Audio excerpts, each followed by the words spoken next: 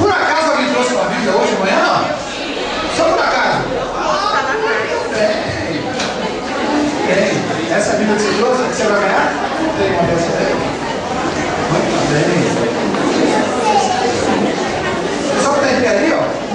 Tem alguns lugares aqui, ó. Tem aqui na minha mesa, aqui tem uns 2 lugares, aqui tem mais uns 2 aqui também. Vou sentar aqui. Só o pilha novo relógio, não? Agora tem pilha, né? Muito bem. Eu sei que você acabou de se sentar, mas por gentileza vamos ficar em pé novamente. Vamos ficar em pé, todos em pé por gentileza, por gentileza. Vou esperar a André ficar em pé junto também. Vamos esperar todos ficar em pé. Vamos esperar todos ficar em pé. Vamos esperar todos ficar em pé. Muito bem. Gostaria que você desse um abraço à pessoa que está do seu lado. Você é muito bom estar com você aqui nessa manhã. Mais um abraço à pessoa que está do outro lado. Vou estar com você também.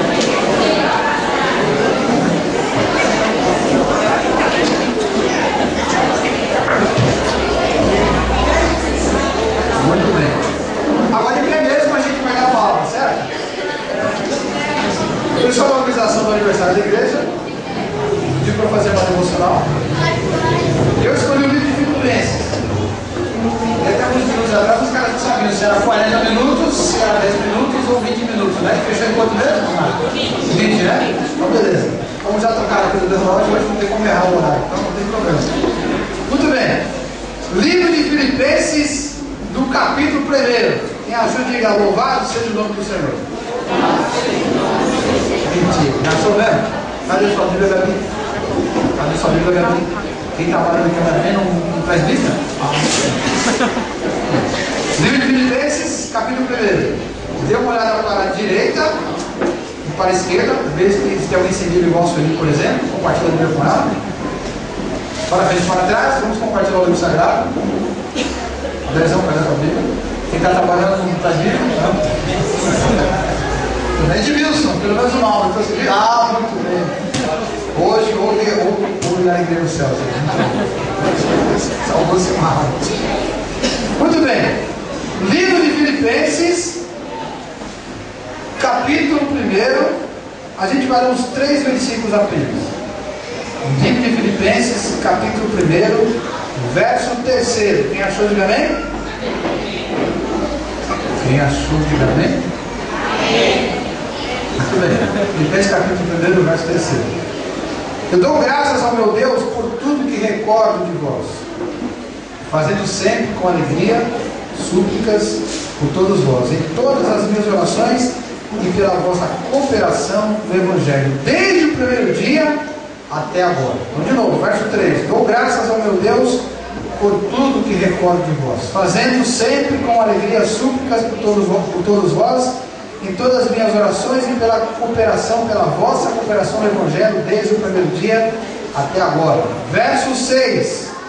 E estou plenamente certo, estou absolutamente convicto, seguro de que aquele que é Deus, aquele que começou boa obra em vós, há de completá-la até o dia de Cristo Jesus. Amém? Muito bem, vamos orar mais uma vez. Pai querido, nos dá graça nesses poucos minutos de reflexão, para que a nossa alma seja fortalecida no Senhor, e a nossa alma se fortalecendo, nós possamos alegrar o teu coração, e o teu coração se alegrando, possamos receber do Senhor o teu poder, a tua força, porque a tua palavra diz que a alegria do Senhor é a nossa força. Nos ajuda em nome de Jesus.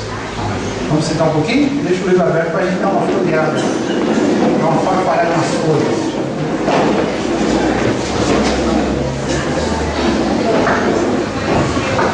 Muito bem. Aquela data está certa mesmo ou não? O aniversário da igreja é dia 17? É isso mesmo? A gente errou lá, onde a gente editou o negócio aqui. É dia 17? 17 ou 27? 27? Bom, não importa. São 17 anos mesmo ou não? 17 anos? 17. Essa menina aqui, eu me lembro dela, eu acho que é 17 anos atrás, hein? Você vai na Natália, não é? Ah, tô lembrado, muito bem. 17 anos, mas uns 15 pelo menos. Muito bem. Tirando o pessoal que está aqui conosco hoje, que foi fundador da igreja, com exceção desse pessoal, por exemplo, a família da Célia, está aqui desde o começo, Quem são as pessoas mais antigas que estão aqui com a gente mais tempo? Tirando o pessoal que fundou a igreja. Alessandra, a família da Nazaré, a família da Jaira, a família do Felipe ali atrás. Muito bem. O pessoal mais antigo aqui, a pergunta é o seguinte: a igreja mudou muito, sim ou não? Mudou muito, sim ou não? Para pior ou para melhor? Então a gente está contente com isso. Glória a Deus por isso. E eu espero que ela mude mais ainda daqui para frente. Sim ou não? Vai mudar como eu quero? Como a gente quer? Como o quê? Como Deus quer, certo? Porque Deus, olhando para a nossa história, a história dessa igreja, Ele tem um planejamento, Ele tem uma estratégia montada, Ele tem um planejamento, Ele tem um alvo, Ele tem objetivos que Ele precisa, que Ele quer alcançar aqui ao nosso redor, nessa região, através desse povo que Ele criou.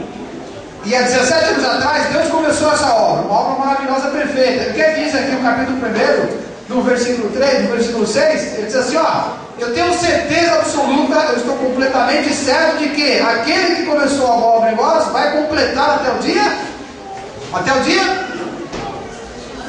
que Jesus voltar, essa obra vai estar completa. Então, se por um segundo você pensar o que Deus quer fazer através da nossa vida aqui nesse lugar, eu tenho algum vislumbre do que Deus possa querer fazer, Ele possa estar fazendo. Eu não tenho visão clara, absoluta, clara. Difícil conhecer a totalidade da mente de Deus, quem sabe até um pouquinho. Mas só vislumbrando alguma coisa a gente vai ficar de boca aberta. E a palavra está dizendo o quê? De que aquele que começou essa obra, ele vai completar. Olha para mim aqui, olha para mim aqui. O que Deus quer fazer através dessa igreja? Talvez eu não saiba com muita clareza, eu tenho uma visão ainda que curta. E o pouco que eu consigo enxergar, eu percebo que é muita coisa. Mas o que a palavra diz? Que Ele começou esse negócio aqui, como diz o mineiro, esse trem aqui nesse lugar. Ele começou essa igreja, e Ele que foi poderoso para começar uma igreja do zero, do nada, Ele é poderoso para completar. Diga amém. Muito bem. Quem de vocês gostaria de estar aqui daqui a 30 anos? Daqui a igreja fizer 47 anos. Quem mais está conosco aqui? Deixa eu ver. Quem mais está conosco aqui? Tem certeza, Sara, que você vai estar aqui daqui a 30 anos? Eu espero que a minha saúde permita, né? Muito bem. Se você olhar para o passado, você fica satisfeito com aquilo que Deus fez, e olha que a gente deu trabalho, a gente atrapalhou Deus muitas vezes, né? Deus conduziu a igreja, a gente está atrapalhando. Então, assim, Deus trouxe a igreja, arrastou a igreja e fez aquilo que era para fazer. Se a gente fica contente com aquilo que Deus fez em nossas vidas, nesses poucos anos, 17 anos, imagina com mais 30. E esse trecho que eu escolhi de hoje, esse livro da Bíblia que eu escolhi de hoje, essa promessa que eu escolhi para hoje, ela não foi escolhida à toa, porque eu acredito plenamente de que essa é uma promessa de Deus para a comunidade batista aqui no bairro dos Primeiros. Diga glória a Deus. Você acredita nisso, sim ou não? Sim ou não? Vocês que têm menos idade, vocês acreditam nisso, sim ou não? Sim. Nós que temos mais idade, né, Edmilson? Acreditamos sim ou não? Sim. Quase, eu pensei que eu fosse escolher sozinho, mas sim, claro. Muito bem. Olha, como hoje é uma devocional, não vou demorar muito, só uns 40 minutos. E se o vento deixar para mim, liga para mim aqui, André, por favor, esse vento aqui, ó. Briga com o farfalhado das coisas aqui, ó. Liga para mim esse ventilador aqui. Deixa eu te falar uma coisa.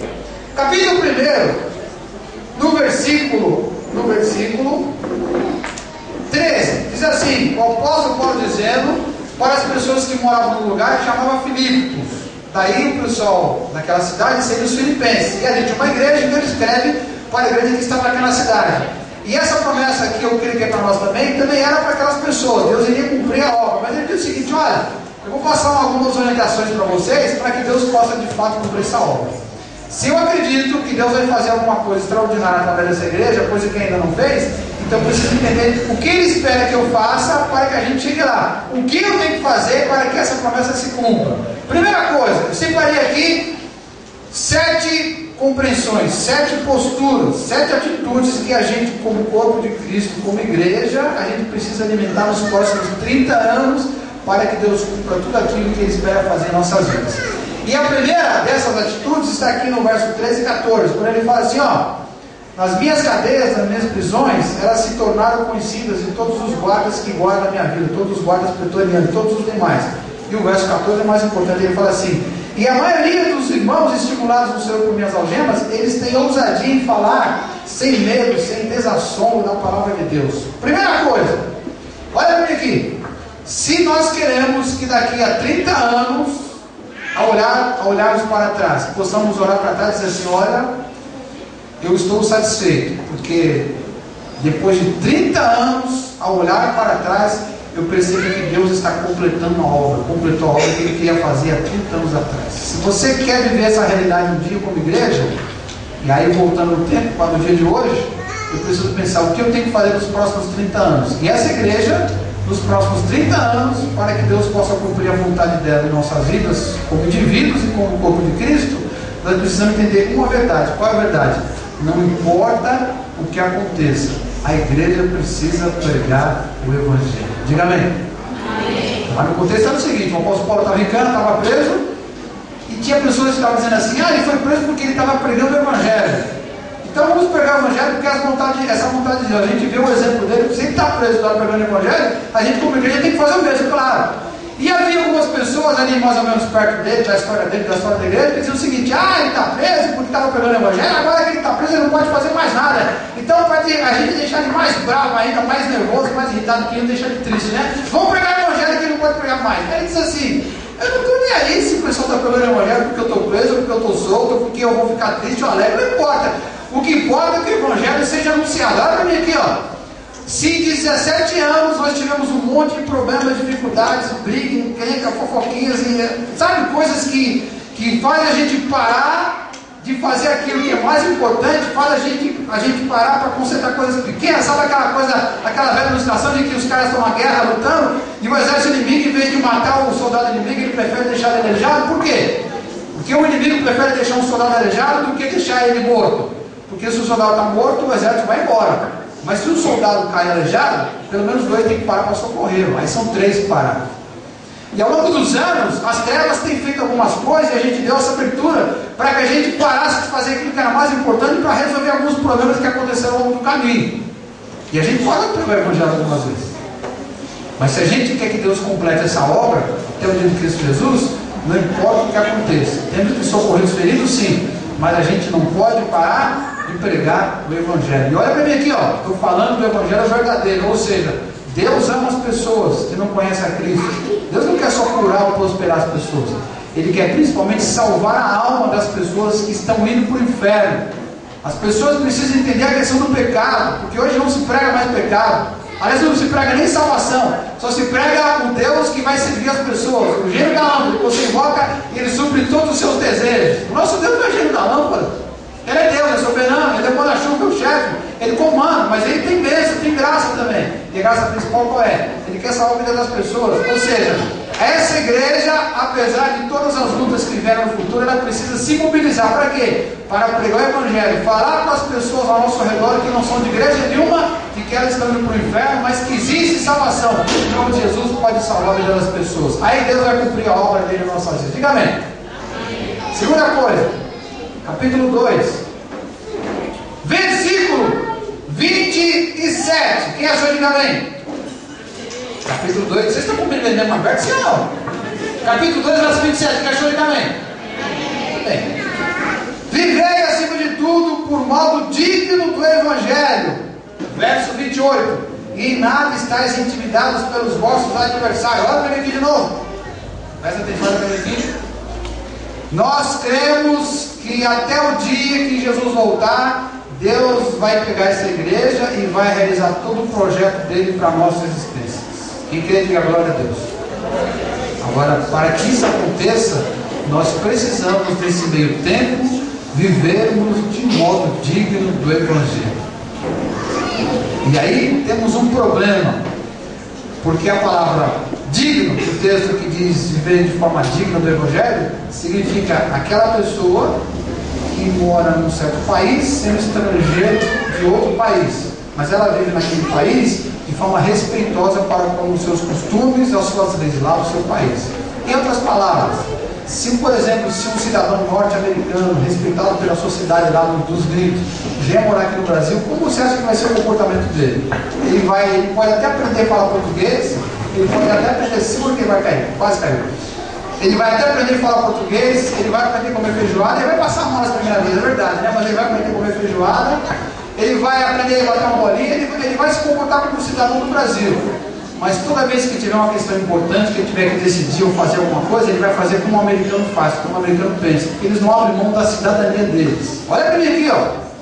Nós estamos aqui nesse mundo, mas como diz a palavra, nós não somos deste mundo. E embora eu viva nesse mundo, embora eu fale a língua desse mundo, embora eu tenha entendido os costumes desse mundo, eu posso perder da minha mente essa verdade. Eu pertenço a uma outra realidade. Qual a realidade? A realidade do Evangelho dos céus. Então, para que Deus cumpra, através da minha vida, da vida de cada um de nós, da igreja, aquilo que Ele tem projetado para a nossa existência, no pouco tempo que a gente vai viver aqui nesse mundo, a gente precisa viver de modo digno, sem medo dos adversários. Quem são os adversários? Muitos. Aí no reino das trevas, o mundo se levanta contra a gente. Esse talvez seja hoje o pior inimigo. Ou seja, a cada dia, a cada momento, a cada decisão, a cada coisa que eu faço, eu tenho que fazer, o mundo vem, a sociedade vem, esse mundo vem, essa era vem e coloca para mim a possibilidade de eu fazer de uma maneira que Deus não quer que eu faça, de eu tomar decisões que Deus não quer que eu tome, de eu fazer escolhas que Deus não quer que eu faça, de assumir comportamentos que Deus rejeita. Presta atenção, para ser cidadão do reino de Deus, eu preciso viver de modo digno do Evangelho. Então, pensa naquele comportamento que lá no fundo você sabe que desagrada a Deus. Agrada o mundo, agrada o diabo, agrada as pessoas, mas desagrada a Deus. Pensa naqueles sentimentos que você sabe que como cristão, como cidadão do reino, você não deve alimentar, mas às vezes, de vez em quando você alimenta, deixa ele fluir. Pensa naquelas palavras que às vezes saem da sua boca, mas como cristão, você jamais deveria deixar que ela saísse. Esses comportamentos, ainda que o mundo pressione a gente, ainda que os inimigos pressionem, dizendo aí você tem que fazer, vai por aí que esse é o caminho, você não pode se intimidar diante dos adversários. Você tem que viver de modo digno do reino de Deus, porque nós somos peregrinos nesse mundo, e a nossa morada eterna vai ser lá no reino de Deus, lá no céu. Deus vai completar o verdadeiro nessa igreja. Mas para que isso aconteça, além da gente pregar o Evangelho, a gente precisa viver como cidadão do reino. Quem é cidadão do reino, diga amém. Amém. Amém. Número 3, capítulo 2, versículo 2. Completai a minha alegria, de modo que pensais a mesma coisa, tenhais o mesmo amor, sejais unidos de alma, tendo o mesmo sentimento. Verso 3: nada façais por partidarismo ou vanglória, mas por humildade. E o finalzinho diz assim: considerando cada um uns aos outros superiores a si mesmo. Diga glória a Jesus. Olha bem para ele de novo, presta bem atenção. Teve um tempo em que a igreja começou a se organizar em alguns sentidos. Por exemplo, começar a criar alguns critérios de trabalho e começar a tentar acertar alguma parte documental da igreja e começar a ser mais dízimo, por exemplo, na cobrança dos ministérios.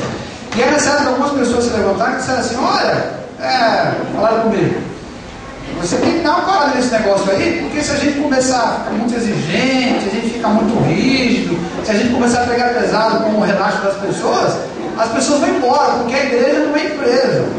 E aqui eu confesso que me deixou bravo, porque eu pensei o seguinte: puxa vida, se eu arrumo um emprego para trabalhar 8 horas por dia, ganhando um salário por mês, e ali eu tenho que pegar o meu potencial humano que Deus me deu, e para que o patrão fique rico, ganhe dinheiro das minhas custas lá, eu tenho que dar o meu melhor. Então por que na igreja, que o trabalho é voluntário, e que eu estou fazendo em última instância para mim mesmo, que eu faço parte da igreja, se a igreja cresce, eu cresço junto com ela, por que aqui eu não posso ter o mesmo padrão de qualidade do que numa empresa? Aí fiquei preocupado com isso. Então, eu fiquei bravo nessa época. Agora, a igreja, presta atenção que eu vou te falar, a igreja não é uma empresa, nunca foi uma empresa, nunca vai ser uma empresa. Ela pode ter aspectos administrativos que até se comparem com uma empresa, mas ela nunca vai ser uma empresa, porque ela é igreja. Numa empresa, num clube, numa sociedade, num negócio, qualquer coisa que você vai se envolver por aí, as pessoas vão estar aí por interesse individual, nunca por interesse coletivo. Se você arruma um emprego, por exemplo, e você é vendedor de calçados, por exemplo, numa loja, lá em algum lugar, num shopping importante, vai ter um camarada que vai ser seu parceiro de trabalho. Beleza, os dois estão trabalhando vendendo, mas vai chegar uma hora que, se esse cara puder, ele vai puxar o seu tapete. Se ele perceber que você vai vender muito mais sapato do que ele, vai dar um jeito de roubar alguns pares de sapato de você e vender no seu lugar. E se você não tomar cuidado, lá na empresa, você vai fazer a mesma coisa. Quando perceber que todos os vendedores estão usando de artimanhas para vender mais do que você, mais cedo ou mais tarde você vai começar a tentar puxar o perto deles também. É o clima de competição, é o clima de superioridade, é o clima de intriga, de briga que reina no mundo. Mas a igreja não é o mundo, cara. A igreja é o reino de, é uma porta por onde o reino de Deus se manifesta no mundo. A igreja é um elemento, é um instrumento da manifestação do reino de Deus, que é justiça, que é bondade, que é misericórdia, que é igualdade. Aí eu posso dizer assim, ó, tudo que vocês podem fazer para que Deus possa completar a obra que Ele espera que vocês façam, que Ele vai fazer através de vocês, preste atenção, que diz o texto aqui, ó, façam tudo sem partidarismo, façam tudo por humildade e principalmente considerando um ao outro superior a si mesmo. Diga amém. Presta atenção, ó. Quando você olha para alguém do seu lado e comunga com você na igreja, tem comunhão com você na igreja, sempre que você se relacionar com essa pessoa, você tem que pensar assim, talvez eu tenha mais inteligência do que essa pessoa, talvez eu tenha mais dinheiro do que essa pessoa, talvez a minha história familiar seja mais estruturada, mais bem, a minha família é mais bem montada, estruturada, mais emocionalmente sadia do que a família dela, talvez eu tenha estudado mais do que ela, talvez eu seja mais jovem, mais bonito, mais forte, não importa.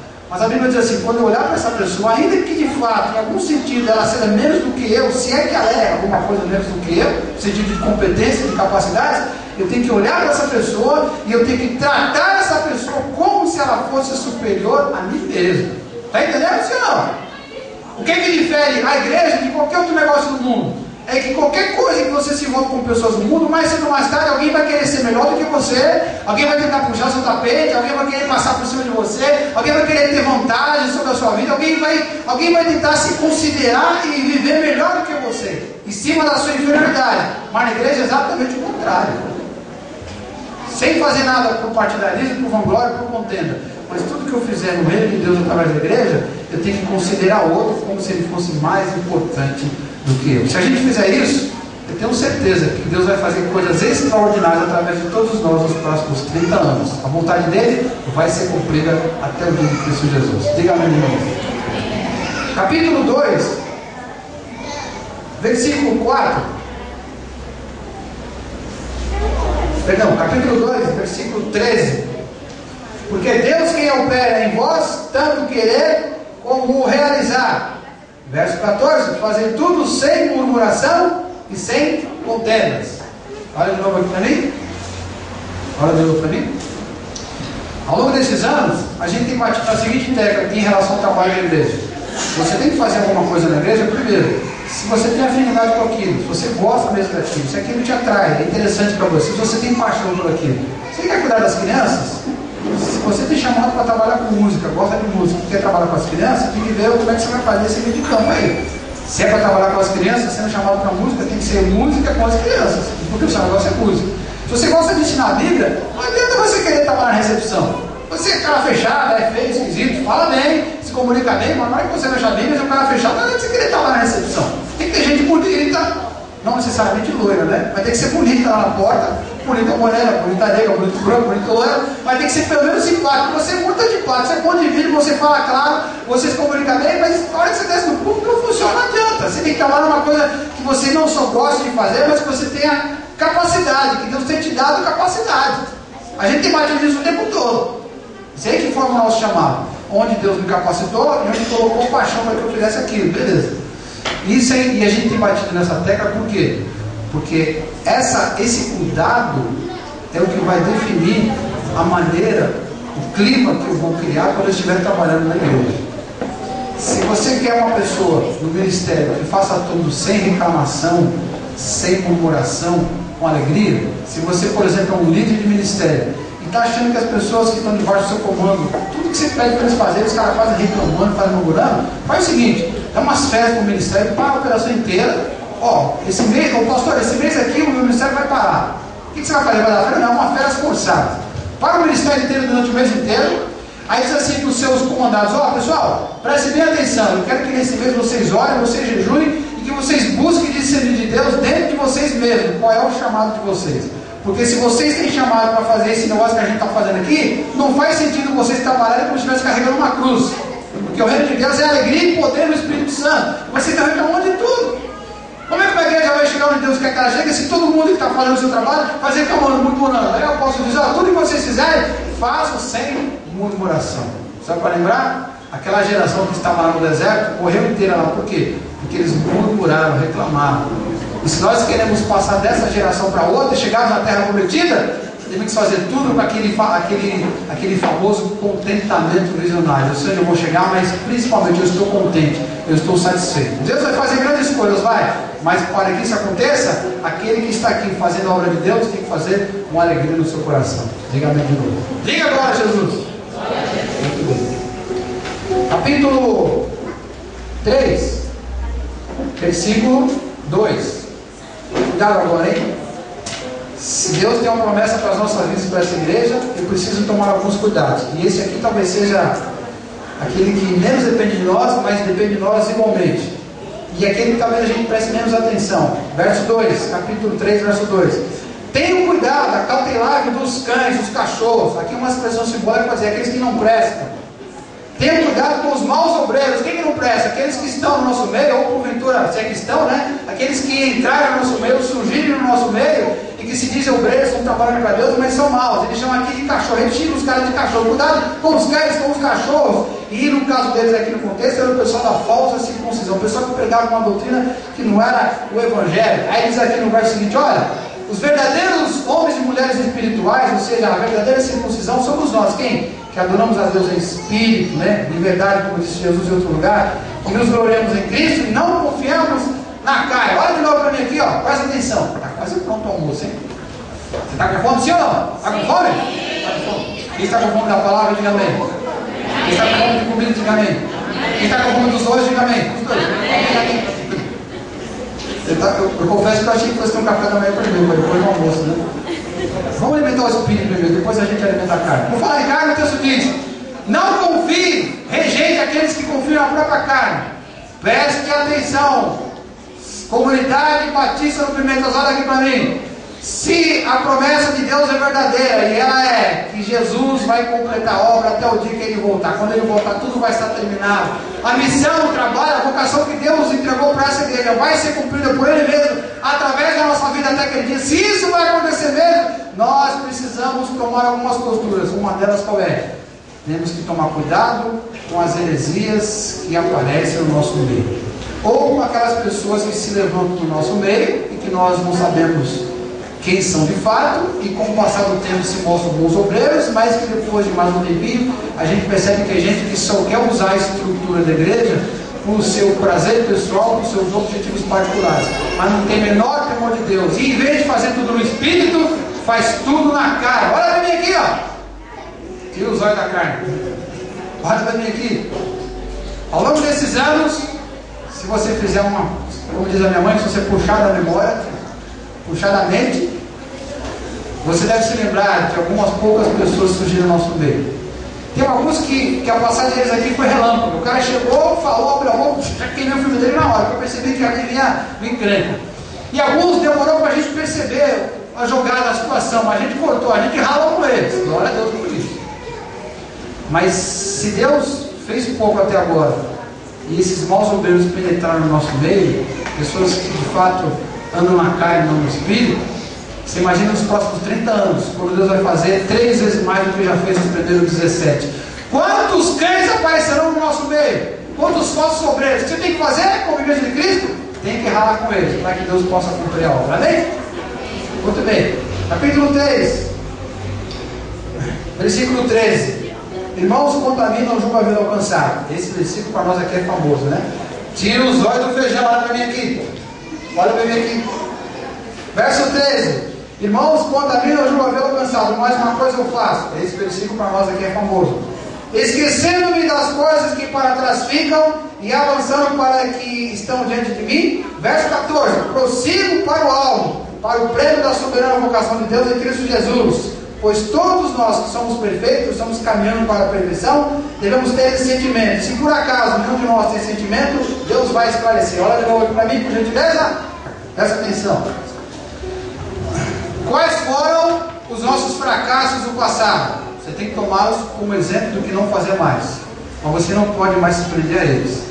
Quais foram os nossos sucessos do passado como igreja? Tem que pegar como exemplo, mas não pode querer repeti-los. O que Deus tem reservado nos próximos 30 anos? Como eu te falei, eu tenho um vislumbre do que seja. Mas uma coisa eu tenho certeza, isso está bem claro na minha vida. Não são as mesmas coisas que ficaram nos primeiros 17. O Senhor não vai repetir as estratégias e os objetivos dos primeiros 17 anos. Ele vai estabelecer novas metas, novos objetivos e vai traçar novos caminhos para a gente alcançar o seu grande propósito para a glória dele.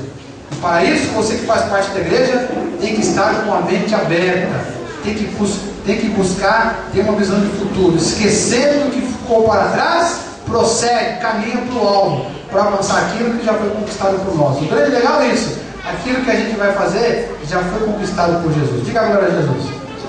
Só falta a gente agora abraçar e receber aquilo que o Senhor ganhou por nós. Diga amém de novo.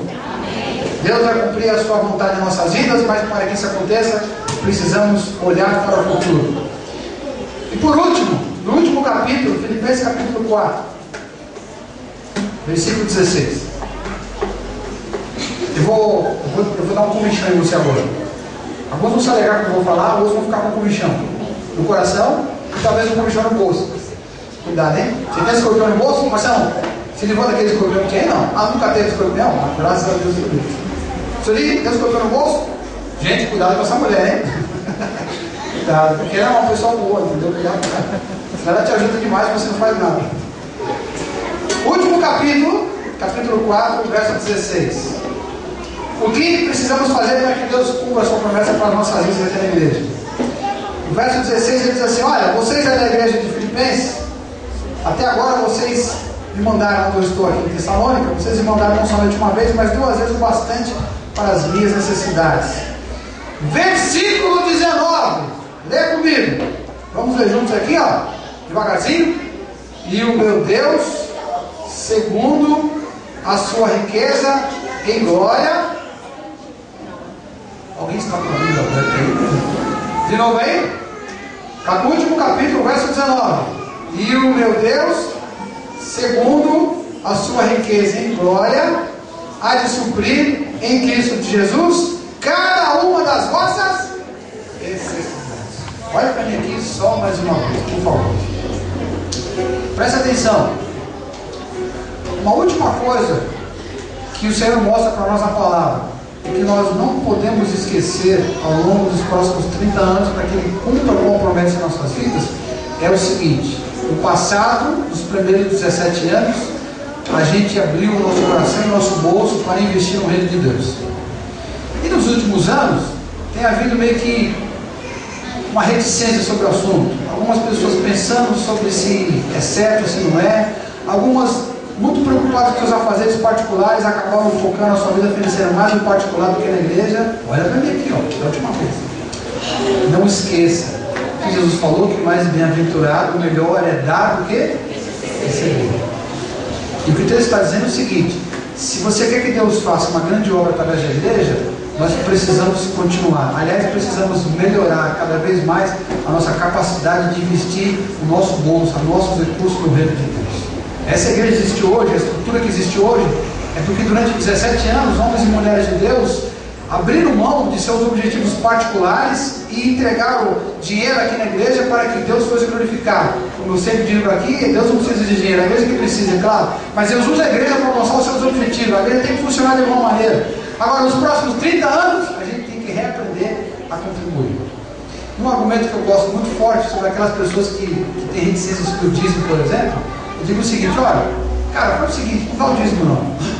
É mesmo? Como é que é, pastor? Repete que eu gostei. Não dá o dízimo não. Não dá o dízimo não. Se você acha que tudo que você ganha no seu trabalho, Deus não tem nada a ver com isso, não foi Deus que te abençoou, abriu a porta, te deu capacidade, oportunidade, dinheiro para estudar. Se você acha que o dinheiro que você ganha não tem nada a ver com Deus, não dá o dízimo não.